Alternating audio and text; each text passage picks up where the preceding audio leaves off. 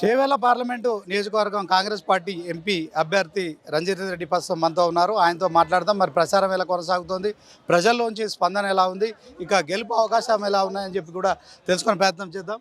గత 10 రోజుల నుండి క్యాంపెయిన్ స్టార్ట్ చేసినాం. ప్రతి కాన్స్టిట్యున్సీ తిరిగిన ప్రతి బూత్ లెవెల్ కమిటీ మీటింగ్స్ కూడా అయిపోతాయి. రేపటితో అన్ని బూత్ లెవెల్ కమిటీ మీటింగ్స్ అయిపోతాయి.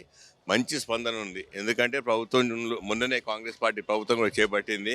అన్ని పథకాలు ఇంప్లిమెంట్ చేస్తున్నారు. ప్రజలు చాలా సంతోషంగా ఉన్నారు కాబట్టి మంచి సపోర్ట్ చేస్తున్నారు. ప్రజా స్పందన కూడా బాగుంది. బీఆర్ఎస్ పార్టీ సిట్టింగ్ ఎంపీగా ఉన్నారు, ఇప్పుడు కాంగ్రెస్ పార్టీ నుంచి పోటీ చేస్తున్నారు. అప్పటికి ఇప్పటికీ ప్రచారంలో కానీ కార్యకర్తలు నాయకులు ఎలా స్పందిస్తున్నారు? 100% పాజిటివ్.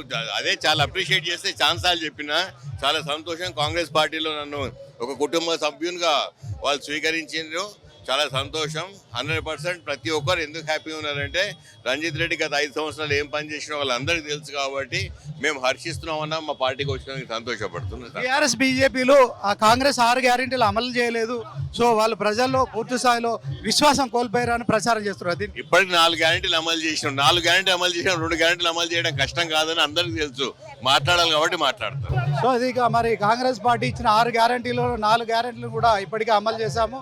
ఇక బీఆర్ఎస్ బీజేపీలు చెప్తున్నట్టుగా మరి కాంగ్రెస్ పార్టీ ఖచ్చితంగా మరి ప్రజల్లో విశ్వాసం కోల్పోలేదు.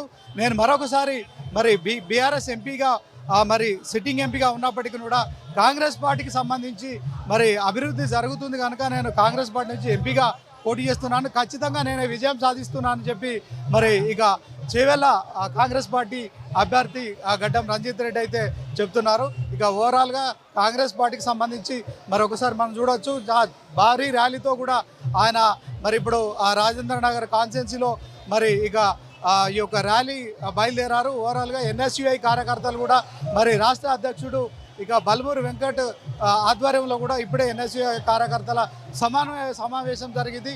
ఓవరాల్గా 7 నియోజకవర్గాల్లో సుమారు 1,40,000 మంది ఎన్ఎస్యుఐ కార్యకర్తలే మరి కాంగ్రెస్ పార్టీ ఓట్లేసి అలాగే వారితో పాటు మరి ప్రతి నియోజకవర్గంలో కూడా భారీ మెజార్టీతో గెలిపిస్తారనే ఆశాభావాన్ని అయితే వ్యక్తం చేస్తున్న పరిస్థితి ఉంది.